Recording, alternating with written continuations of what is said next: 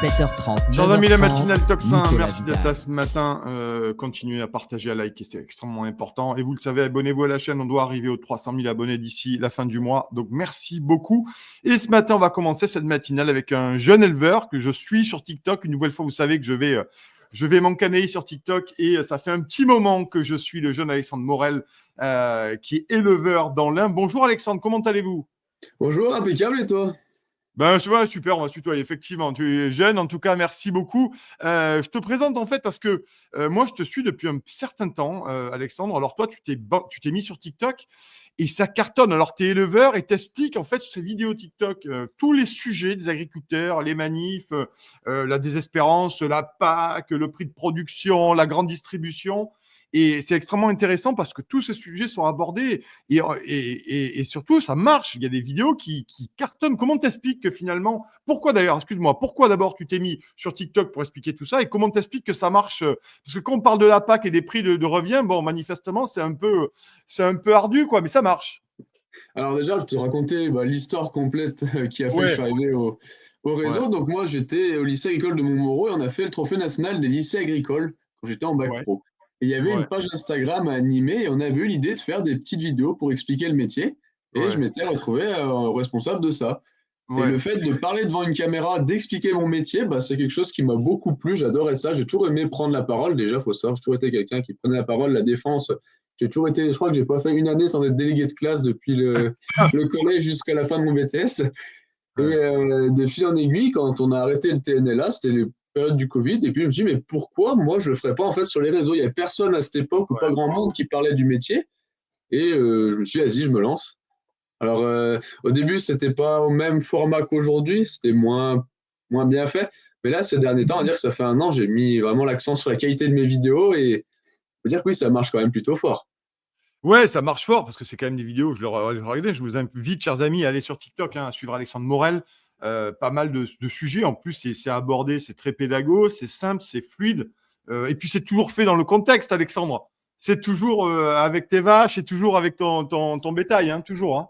Ah bah, je tiens à garder cette authenticité. Déjà, je Ouais, suis agriculteur, hein, je suis pas juste ouais, un créateur de contenu. Et ouais. puis oui, j'essaie d'aborder ça de manière très simple pour le grand public, pas, pas partir dans des termes que personne comprendra, et puis de faire ça avec une petite touche d'humour et de provocation, ça reste mon trait de caractère, donc j'aime bien. Je pense que l'authenticité, c'est ce qui fait que ça marche aussi. Ouais, c'est bien. Donc, ouais. Comme quoi, les agriculteurs, je sais que j'en connais beaucoup depuis, depuis même avant les révoltes agricoles. Et c'est vrai qu'ils ont quand même du mal ils aiment bien parler de leur métier, de ce qu'ils sont, mais c'est toujours compliqué, c'est normal. Hein, chacun a ses qualités. Et toi, tu arrives effectivement à bien retranscrire ce qu'il en est et surtout les problèmes aujourd'hui que rencontrent les agriculteurs. Enfin, aujourd'hui, j'aime pas me dire aujourd'hui, mais ça fait un petit moment. Tu parlais notamment de la PAC, tu l'expliquais rapidement, parce qu'il y a des gens qui, les commentaires, ils te sont plutôt favorables ou plutôt favorables aux agriculteurs, ou parfois tu as besoin de réexpliquer certaines choses sur des préjugés qui concernent toi et les autres. Alors, il y a énormément de gens qui me soutiennent. Je suis même, je t'avoue, très surpris Ouais. de l'ampleur du soutien qu'on a. Mais Mhm. il faut dire que mon fond de commerce, entre guillemets, ces derniers temps, c'est de répondre à des commentaires de personnes qui m'attaquent directement. Donc, il y en Mhm. a aussi. Il faut savoir qu'il y a un moment donné, c'était très dur pour moi de faire la part des choses et de supporter les critiques. Après, bien sûr, je trouve ça super drôle et c'est ce qui me permet de faire des vidéos comme ça et de répondre justement en allant dans le sens de la connerie des gens, enfin de la Mhm. bêtise qu'ils Ouais, ouais. expriment. Et oui, il y en a quand même. Il y a ce qui me choque beaucoup, c'est même la déconnexion qu'il y a entre notre milieu agricole et le public, parce qu'il y en a qui savent à peine comment ça marche, quoi, qui savent même pas ce que c'est limite qu'un veau et une vache. Ah ouais, à ce niveau-là, ouais. Ouais, j'ai des commentaires des fois, des gens qui se posent des questions. Il y en a qui savaient pas qu'une vache savait des cornes, par exemple. Bah, pourtant, c'est quand même simple, mais Ouais. Alors, comment toi, tu l'as dit, hein, tu nous as parlé du lycée agricole où tu as commencé à gérer la page Insta de ce lycée. Toi, tu as repris quoi, l'exploitation familiale? Comment ça se passe pour toi à ce niveau-là, personnellement? alors, mes parents avaient une ferme en GAEC dans l'Ain, donc celle que j'utilise comme support pour mes vidéos, et je me suis installé à la place de ma maman qui a quitté l'exploitation pour raison de santé au mois de juillet. Donc, ça fait quelques mois que je suis installé avec mon père sur l'exploitation. D'accord. Et t'as combien? Ça représente quoi? C'est beaucoup de têtes au niveau de ton cheptel? Comment ça... On traite en moyenne 75 vaches laitières, mais ça reste une exploitation, on va dire, de taille familiale. C'est pas, on cherche pas à grandir au maximum. Ouais. Et On veut alors, ouais. l'objectif, c'est de pouvoir avoir du temps libre à côté, aussi bien pour moi, par exemple, faire mes vidéos ou aller peu importe, pour avoir du temps libre pour sa famille ou aller au syndicat des jeunes agriculteurs ou s'investir aussi énormément dans la vie citoyenne. Mon père est premier adjoint de la commune, on est à la coopérative, on essaye d'être le plus impliqué à côté et du coup, de pas se déborder de travail. Ouais, parce que effectivement. Ouais. Et comment tu travailles, toi, aujourd'hui? Quelle est ta principale ton activité, c'est éleveur, mais comment tu gagnes ta vie aujourd'hui? Est-ce que c'est possible de la gagner? Parce que c'est la question qu'on va aborder ensemble. Aujourd'hui, toi, sur ton exploitation avec ton papa, comment vous gagnez votre vie? Comment vous faites? Alors donc oui, on est éleveur laitier, donc en AOP Comté, on a cette chance d'avoir une filière qui est quand même porteuse, qui nous permet d'avoir un prix plus rémunérateur. Comment on s'en sort? Pour l'instant, je t'avoue que c'est compliqué parce qu'il y a énormément d'investissements. Mes parents sont repartis de zéro, donc il a fallu tout reconstruire. Aujourd'hui, les bâtiments, ça coûte très cher. Mais on s'en sort en maîtrisant nos charges, en étant le plus extensif possible. C'est-à-dire qu'on produit tout nous-mêmes, comme je l'explique dans mes vidéos. On fait les céréales nous-mêmes, on fait le soja nous-mêmes, on fait le foin nous-mêmes, on fait tout pour qu'en fait on soit indépendant déjà des cours des marchés, tout simplement, et pour arriver à maîtriser nos charges au maximum. Et c'est là aujourd'hui qu'on arrive à gagner de l'argent en maîtrisant de A à Z notre production. En plus de ça, avec la transformation en comté, on maîtrise également la partie transformation du lait et partie commercialisation. Donc on arrive à plutôt bien s'en sortir. Donc ça va. Est-ce que ce schéma-là, Alexandre, il peut être adapté à plusieurs éleveurs comme toi, ou est-ce que c'est particulier à votre exploitation familiale, ou est-ce que ça peut être des pistes de réflexion aussi pour les autres? Alors, dans certaines proportions, c'est adaptable sur toute exploitation. Alors, bien sûr, la partie culture, typiquement, quelqu'un du Haut-Jura ou au Doubs, même de montagne, ne peut pas cultiver des céréales. Ça, on est bien d'accord. Après, ça va déjà dépendre de la filière dans laquelle tu es. Tu peux faire tout ce que tu veux, être le meilleur producteur au monde. Si Lactalis ou peu importe quel groupe, il te dit demain, je t'achète 35 centimes ton litre de lait, tu ne pourras rien y faire fondamentalement. Le problème, il sera là. Mais dans certaines proportions, je pense qu'il y a des idées qu'on a mises en place, typiquement produire 100% de notre alimentation et arriver à un modèle plutôt extensif et autonome. C'est surtout ça qu'il faut préciser. C'est des choix techniques, mais c'est faisable sur une partie d'exploitation, bien sûr. Sur l'histoire de Lactalis, là, il y a quelque chose qui est en train de se passer depuis un certain temps, un certain nombre de semaines. Comment ça se passe? C'est-à-dire que Lactalis va commencer à ne plus s'approvisionner chez beaucoup d'éleveurs, hein. C'est ça, ce producteur de lait, si j'ai bien compris, hein. Alors, j'ai pas tout suivi, je t'avoue que là, je suis un peu en retrait sur ces dossiers, mais ouais, comme j'ai compris, il y en a qui vont être délaissés, entre guillemets, et si je me trompe pas, c'est Danone qui reprendrait la collecte de ces personnes-là. Hmm. Oui, avec effectivement en prenant moins de producteurs de lait, donc bien entendu des exploitations qui vont se retrouver dans une énorme difficulté. Toi aujourd'hui, comment tu te positionnes par rapport à la révolte agricole qui prend de l'ampleur, hein, parce que véritablement, je vois que même les JA, même la FEDSEA, enfin la FED, mais plutôt locale, on voit que c'est en train de monter en régime. La CR, bien entendu aussi. Manifestement. La situation, on le sait, n'est pas du tout réglée et même est de plus en plus compliquée pour des milliers d'agriculteurs, voire des dizaines, des centaines de milliers, hein. Déjà, comme tu l'as si bien dit, il y en a qui vont demain se retrouver sans collecte de lait. C'est quand même, ils vont produire du lait qui leur coûtera et ils savent même pas ce qu'ils vont en faire. C'est quand même dramatique. Surtout quand on sait qu'il y a quand même de la famine dans le monde. Enfin, voilà. Par rapport à ces manifs, moi, je me positionne du coup au syndicat des jeunes agriculteurs. Donc, le département est très, très, très actif. Je pense qu'on fait énormément de bruit. On a un poids assez important au niveau national sur la prise de décision. On a fait 2, 3 mobilisations ces derniers temps. Il faut savoir qu'on est un peu dans une impasse politique. Encore une fois, je pense que je t'apprends rien quand on voit, là, ça parle de censure. On ne sait même pas où on va politiquement, donc c'est difficile d'avancer en ce moment sur dire on va faire des manifestations. Ça va peut-être faire bouger le gouvernement actuel, mais s'il change dans 15 jours, ça ne sert encore une fois à rien. Après, on va mettre en place des mobilisations plus pour sensibiliser. Je sais que JA et FED, donc en local, ont prévu un mouvement ces prochains jours, plutôt de sensibilisation que de blocage. On va plus aller faire de la pédagogie, entre guillemets, et faire une parade de tracteurs pour montrer aux gens qu'on est encore présent et qu'il ne faut pas nous oublier, surtout en ces périodes de fête. C'est quand même le moment où on peut quand même se faire plaisir à table le 25 en consommant 100% français et en soutenant l'agriculture locale. Ouais, alors c'est pour ça que c'est un vrai enjeu, parce que toi, concrètement, aujourd'hui, bon, tu nous parles de ton exploitation. Comment tu te positionnes? Tu es très jeune, tu as 21 ans. Concrètement, aujourd'hui, il y a le Mercosur qui risque d'être signé dans les prochaines heures. Manifestement, quelle que soit l'orientation politique, il faudrait un bing bang pour protéger les agriculteurs et qui vivent de leur métier. Et surtout, après, je pense que c'est une philosophie aussi de sécurité alimentaire, de souveraineté alimentaire et de bons produits. J'ai pas l'impression que quel que soit aujourd'hui le parti qui soit au pouvoir, il y ait véritablement cette volonté de protéger notre agriculture et franchement, notre sécurité alimentaire, parce que c'est de ça dont il est question aujourd'hui, aussi.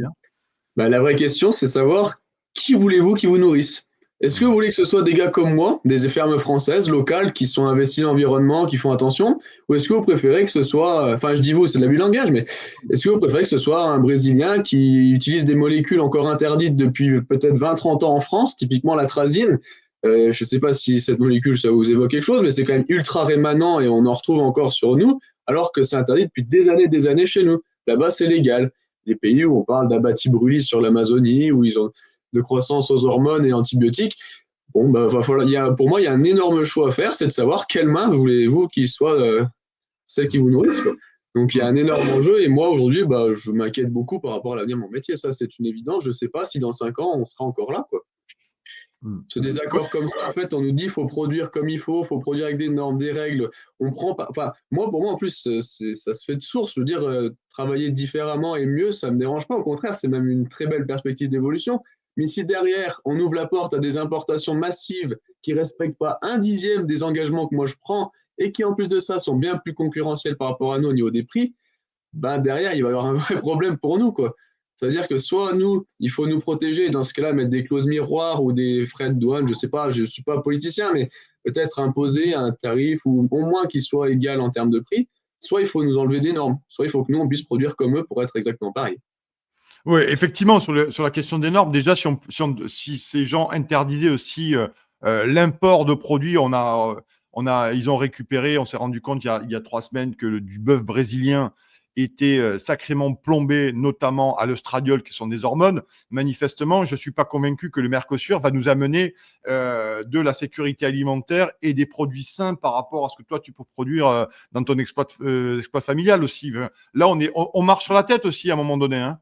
Ah bah évidemment, on nous dit à nous, faut faire ultra clean, ultra propre, on veut pas ça, on veut de la transition écologique et puis une production hyper qualitative et derrière on ouvre la porte à des importations de masse de produits excuse-moi, qui sont vraiment de mauvaise qualité et qui sont produits dans des conditions dérisoires. Le pire, c'est qu'en plus on est dans un dans un contexte de changement climatique qui est plus qu'alarmant et on va encore faire traverser des produits par bateau qui vont traverser tout l'océan alors qu'on sait les faire en France et de qualité meilleure. En plus de ça, comme tu parles de souveraineté alimentaire, si on fait mourir l'agriculture française, on sera dépendant de ces pays du coup. On a quand même la chance d'être le premier pays européen en termes d'agriculture et on va sacrifier cette chance. Il y a des pays qui seraient prêts à se battre jusqu'à la mort pour avoir la capacité de produire leur alimentation. Enfin, il faut quand même se rappeler la chance qu'on a d'être souverain au niveau alimentaire et on est prêt à sacrifier ça pour des accords commerciaux qui entre nous sont tout aussi bancals que le reste. Ouais. Oui, en plus,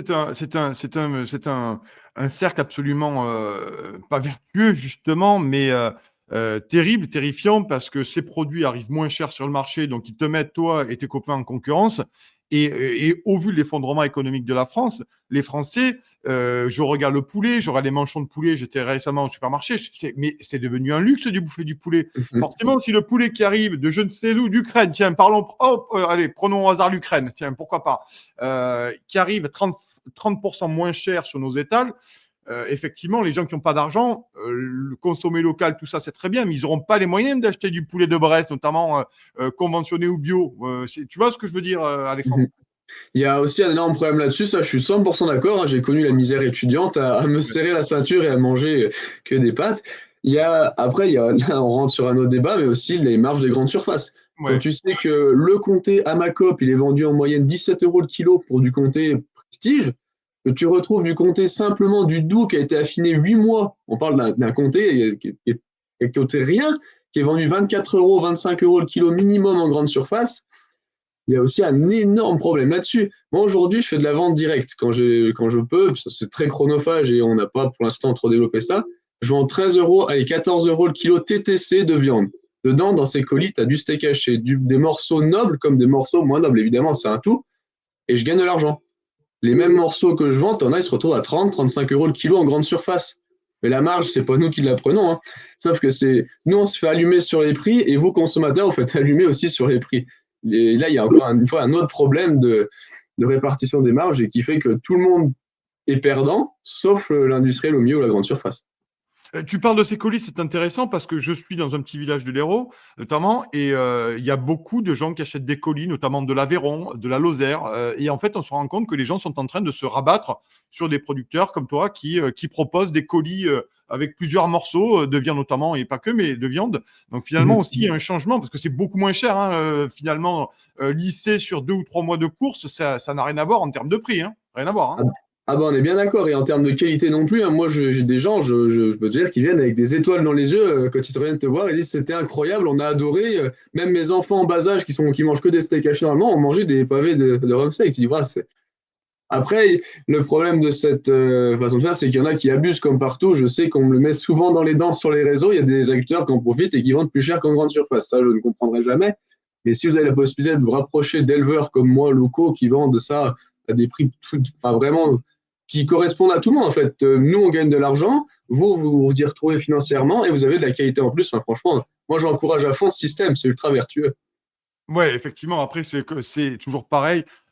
C'est toujours un engagement citoyen à la hauteur des moyens qui sont les nôtres aussi. C'est toujours pareil, parce que les fondements Évidemment. économiques, les salaires et la pauvreté qui frappe des millions de Français, manifestement, ne sert pas la cause de notre souveraineté alimentaire et de notre tradition, nos terroirs notamment. On peut te retrouver donc sur TikTok, Alexandre, c'est ça? Tu fais à peu près combien de vidéos c'est vraiment très aléatoire en termes de Alors non, vidéos? je me mets enfin, j'ai comme objectif de faire au moins 2 vidéos par semaine sur TikTok. Alors ça va dépendre des moments et des périodes, évidemment. En grosse période de travaux, j'ai pas trop le temps. Mais voilà, vous pouvez me retrouver du coup sur TikTok sous le nom d'Alexandre Morel et je publie 2 fois par semaine où j'explique mon métier sous tous les angles. Bon, ben, très bien. En tout cas, merci Alexandre. On rappelle, toi, tu es éleveur avec ton papa, exploitation familiale dans l'Ain. Tu as 21 ans, donc tu es tout jeune. Tu te mobilises également sur la révolte agricole et pour essayer à un moment donné que les agriculteurs de tous bords, de tous syndicats, véritablement, parce qu'il y a aussi beaucoup de non-syndiqués chez les agriculteurs et je suis en train de me rendre compte qu'ils sont en train aussi de rentrer dans la danse de plus en plus là, ces derniers jours. Ils sont en train véritablement, sans bonnet, sans fanion, sans rien. Donc ça montre bien la désespérance du monde agricole. Merci Alexandre. Alexandre Morel, suivez-le sur TikTok. Il y a pas mal de choses. Il y a la PAC, il y a tout. Vous verrez tous les sujets qui vous intéressent. Ils sont sur les vidéos de Alexandre Morel. Merci Alexandre. On te souhaite une excellente journée, beaucoup de courage et on te laisse retourner à tes vaches laitières. En tout cas, merci beaucoup Alexandre. Bonne journée à toi. Courage. Bonne journée à toi aussi, merci.